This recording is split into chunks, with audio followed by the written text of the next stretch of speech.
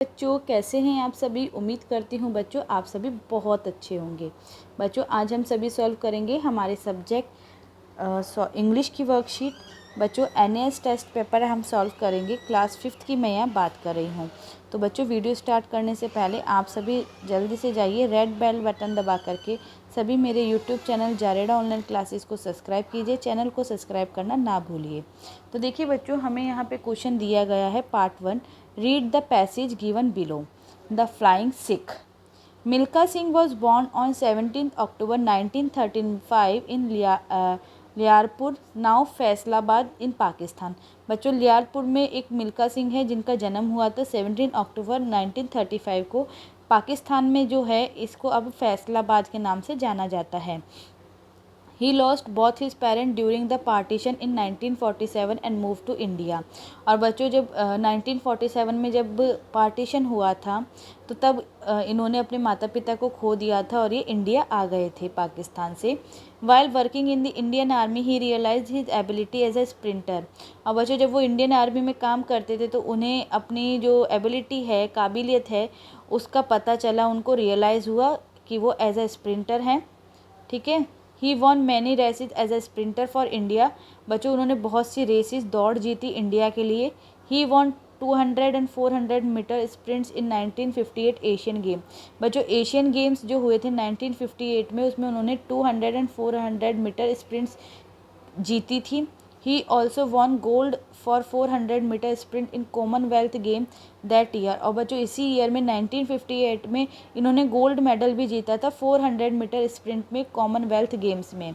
It was India's first athletics gold in the history of the Commonwealth game.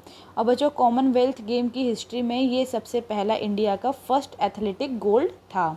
In 1960, on the request of former Prime Minister Jawaharlal Nehru, he took part in a 200-meter event at an international athletic competition in Lahore। और बच्चों जो हमारे former prime minister थे जवाहरलाल नेहरू, उनके कहने पे इन्होंने international athletic competition में भी पार्टिसिपेट किया लाहौर में। He won the race and Pakistan president general Ayub Khan gave him the title flying Sikh.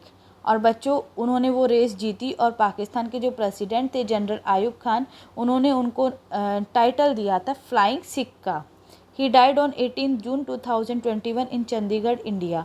और बच्चों जो ये मिल्खा सिंह थे ये एक्सपायर हो गए थे, डाइड हो गए थे 18 जून 2021 चंडीगढ़ में। Milkha Singh is a true inspiration for all of us. Milkha Singh जो है वो हमारे लिए एक सच्ची इंस्पिरेशन है सभी के लिए। नेक्स्ट है बच्चों क्वेश्चंस हमें दिए गए हैं, इनके क्वेश्चंस हमें सॉल्व करने हैं। Tick the correct option to answer the following question. Who was title as flying Sikh. बच्चों फ्लाइंग सिख का नाम किसे दिया गया है? जवाहरलाल नेहरू, आयूब खान, मिल्खा सिंह एंड लियारपुर। तो बच्चों मिल्खा सिंह को ये नाम दिया गया है। Milkha Singh lost both of his parents इन। बच्चों मिल्खा सिंह ने अपने दोनों पेरेंट्स को कब खो दिया था? 1947, 1935, 1958, 1969। तो ऑप्शन ए हमारा बिल्कुल सही है। नेक्स्ट क्वेश्चन है बच्चों who was the president of Pakistan. Pakistan के प्रेसिडेंट कौन थे? आयूब खान, महात्मा गांधी, जवाहरलाल नेहरू, मिल्खा सिंह। तो आयूब खान यहाँ के प्रेसिडेंट थे। लियारपुर इज़ नाउ नोन एज। बच्चों लियारपुर को अब क्या किस नाम से जाना जाता है? पाकिस्तान, इंडिया, चंडीगढ़ और फैसलाबाद।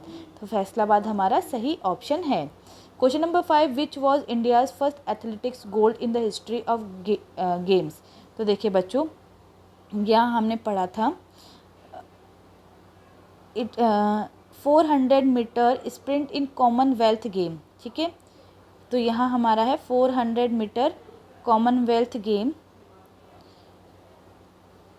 दैट ईयर 1958 में।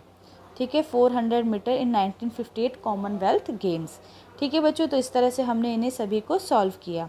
Next part 2 read the story given below and answer the question. बच्चों फिर से हमें एक स्टोरी दी गई है, इसे हमें पढ़ के क्वेश्चंस के आंसर देने हैं। Once Nasruddin Hodja thought of opening a shop to sell fishes. बच्चों एक दिन नसरुद्दीन ने एक दुकान खोलने की सोची मछलियाँ बेचने के लिए। He hung a board and wrote fresh fish sold here. बच्चों उसने एक बोर्ड लटकाया और उस पर लिखा fresh fish sold here. A passer by stop by and said why you wrote fresh no one sell stale fish. तो उसने एक आदमी जा रहा था, उसने ये पढ़ा और उसने कहा कि तुमने यहाँ पे फ्रेश क्यों लिखा है, कोई भी बेकार मछलियाँ तो बेचेगा नहीं। तो नज़रुद्दीन ने बोला येस यू आर राइट, तुम सही हो। He rubbed the word fresh, ना board says fish sold here. तो बच्चों नज़रुद्दीन ने क्या करा, फ्रेश को हटा दिया। अब बोर्ड पे क्या लिखा था, फिश शोल्ड हेयर, तो फिश यहाँ बेची जाती है। Another person came and laughed at Nazruddin and said here why you wrote here, even a fool knows that they are sold here. तो बच्चों उस आदमी ने नज़रुद्दीन को बोला कि हेयर क्यों लिखा है, सबको पता है कि यहाँ पे मछलियाँ बिक रही है, क्या तुम पागल हो। सभी पागल को भी ये पता होगा।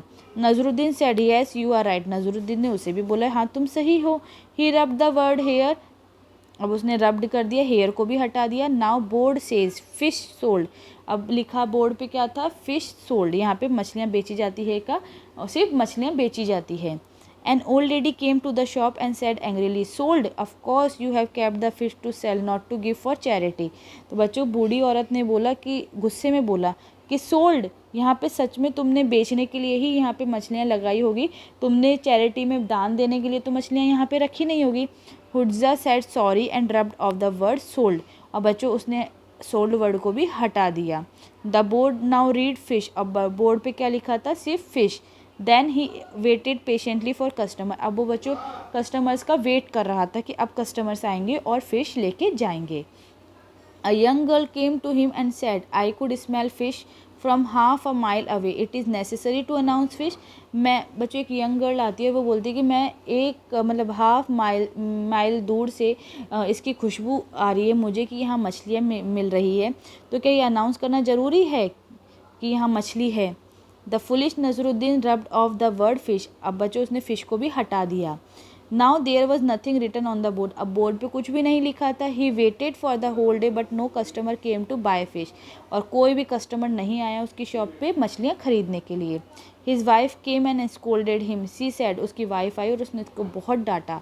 उसकी वाइफ ने बोला हाउ फुलिश यू आर, तुम कितने पागल हो। You should do what is right and do not listen to strangers, तुम्हें वो करना चाहिए जो तुम्हें सही लगता है, दूसरों की बातें नहीं सुननी चाहिए। She again wrote fresh fish sold here and sold all the fishes, और उसने फिर से बोर्ड पे लिखा कि यहाँ पे फ्रेश फिश बेची जाती है और उसकी सारी मछलियाँ बिक गई। And circle the correct option to answer the following questions, अब बच्चों हमें यहाँ पे इन क्वेश्चंस के आंसर करने हैं।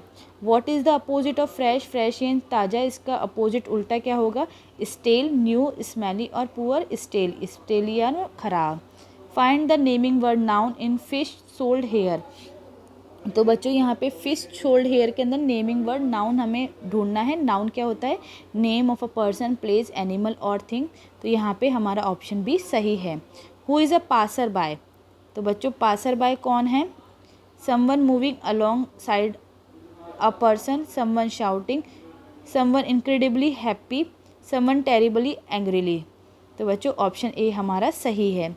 Question number 9, I could smell fish from half a mile away, it is necessary to announce fish, who said this, बच्चों ये लाइन किसने बोली, नज़रुद्दीन की वाइफ ने। नज़रुद्दीन ने N old lady a young girl, कि मैं को हाफ माइल से इसकी स्मेल आ रही, क्या ये अनाउंस करना ज़रूरी है, तो ये अ यंग गर्ल ने ये बात बोली थी। Next the word he and she are, बच्चों वर्ड ही एंड शी क्या है यहाँ पे, नाउन, प्रोनाउन, वर्ब और एडवर्ब, तो ये है प्रोनाउन, ऑप्शन बी हमारा सही है। Next part 3, read the given poster carefully and answer the questions.